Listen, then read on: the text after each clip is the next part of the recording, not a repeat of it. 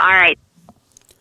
Welcome back to the Sonic Locker Room. This is Bill Althouse of Sideliner Sports, and we're celebrating our 18th year, bringing you the best and the brightest from Eastern Jackson County and the metro area. And we're going to have some fun today visiting with Caitlin Wilson, the speech and debate coach at Van Horn High School. And Caitlin, 18 years ago, we started the Sonic Locker Room.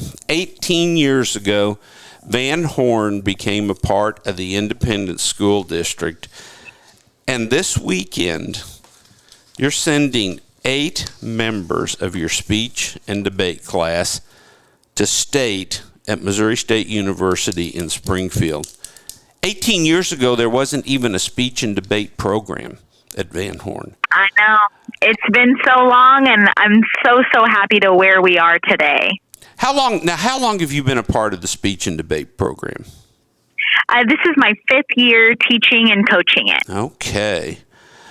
I went to all the meetings 18 years ago where they were trying to put together a student council, trying to put together a marching band, and I'll never forget, I was sitting with the former superintendent of schools of Independence at a Van Horn game. They had to play their games at Chrisman because their field was just unplayable. I believe there were 17 kids in the band, and 12 of them were playing some kind of percussion instrument, and it was great. Your 5th year, I love talking to coaches their first year they're involved in a program. But your 5th year, you're sending the most students in the history of Van Horn High School to speech this weekend in Springfield. Yes. To stay. Could you foresee that 5 years ago? I could, and that's, I think, a part of how much we've grown is because I've seen the potential of all these kids at Van Horn that are willing to make it to where we are today in the speech and debate world.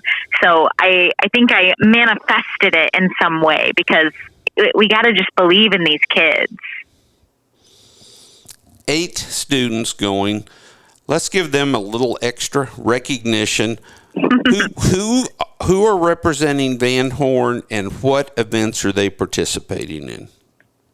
All righty. So first up, we have a duo interpretation, and these are 2 of our novice competitors that made it to state for the first time in their own speech and debate career.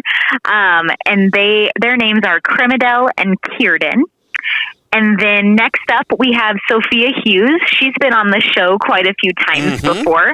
She's actually our only double qualifier for our state tournament. She qualified in humorous interpretation as well as storytelling.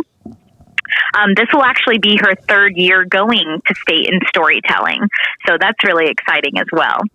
And then next up, we also have Karina Wilson. She is going in international extemporaneous speaking. This is her 2nd year qualifying in that, and she is super excited. Then we have 2 qualifiers in the event of informative speaking. We have Anjanette Dodds and Gwendolyn Stoll. This is their first time going to state in informative, and they are over the moon. And then we have Celestine Matthews, who qualified in storytelling, as well as Sophia. And finally, we have Allie Hornberg, who qualified in prose reading. Wow. I mean, you talk about across the board. Van Horn's being represented in just about every category that will be competing down there. Yes, and it's amazing to see the range, too. It's not all the same event, yes. What's it going to be like for you when you have your own students competing against each other at state? It is a little difficult, but I tell them that, it's better to have someone you know and you love and you trust and you've either mentored or been mentored yourself. and have them overtake you rather than somebody else who you don't quite know. So it's all friendly competition over here. I know we have 2 in info and 2 in storytelling, but they couldn't be prouder of each other. And I bet. they were the ones taking the pictures together of their qualifications, and they just couldn't be any prouder. They don't care about what place they get as long as they're with their friends. And that's something that I really appreciate about our team and the camaraderie that we have. I've had so many conversations with Chris Corey over the years, and Chris was this hot shot soccer coach when Van Horn opened, and he had the Examiner's Player of the Year. He was Coach of the Year, and that's one program that has remained highly successful now to where, Chris is the activities director at the high school. Yes. He is amazing. He's unbelievable. I call him, and if he doesn't know the answer, he calls me back in 2 minutes with the answer.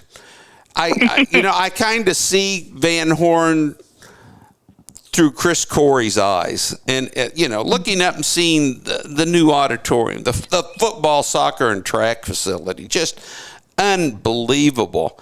How thrilling is it for you to be a part of a program at Van Horn that is taking 8 students to state? I cannot tell you how much support that Chris Corey has given this program. He has gone above and beyond. He has vouched for me. He has fought for me. And anything I do, he's like, okay, let's figure out how to do it. He doesn't even say no. And this year we took on the task of hosting 2 tournaments, which is a very difficult, but Coach Corey was there with me along the way of both of them. He was there for anything I needed. So having someone like that be in charge of all of these activities, he knows that these programs are a part of Van Horn. He knows that they are capable of going above and beyond, and they are. And then it's the kids, it's the coaches, and it's Coach Corey at the heart of it all. So it is amazing to be a part of this and have people believe in you as well as an activity and versus a sport.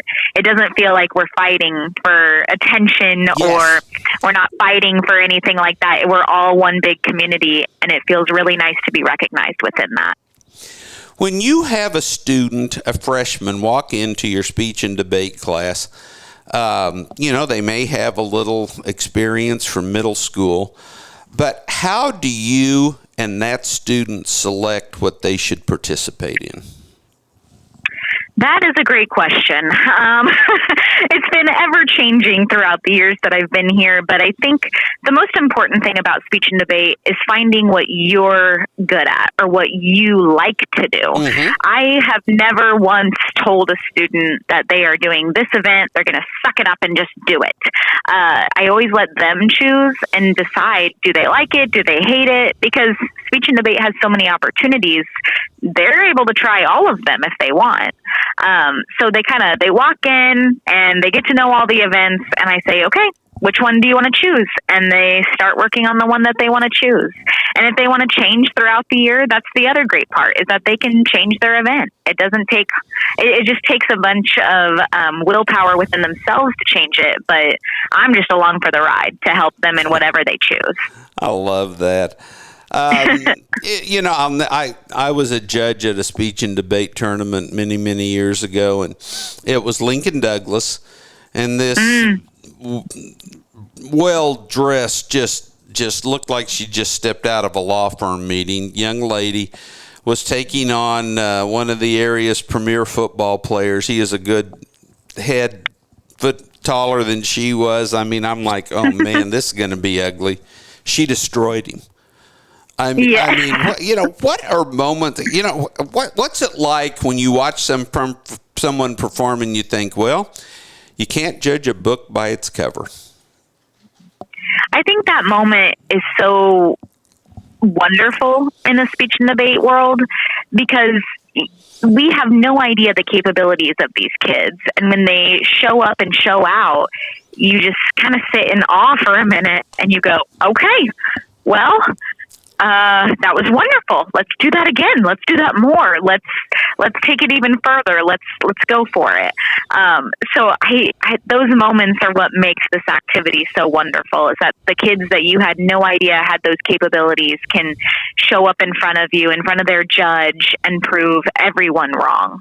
And that's an amazing thing to accomplish. How does the state competition work? Do they go down? Do they just have one opportunity and then have to wait all day to find out the results? It kind of works like that. They actually have 2 preliminary rounds at the state tournament. So they get 2 times to kind of prove themselves, and then we have a breaking system, kind of like breaking the bracket. So breaking is a good thing in our world. So they find out if they break to the final round, and that's when they would place based on that, the top 8 in the state. Well, I'm excited for the team. I can't even imagine how excited you are. I know, I am too. Yes. Taken 8 students, the largest number in the history of Van Horn High School. Caitlin, congratulations on the impact you're making with these young ladies and men, not only in the school, but making them better people out in the community. And thank you for joining us, and I want you to know you're always welcome here in the Sonic Locker Room. Thanks, Bill. I appreciate it.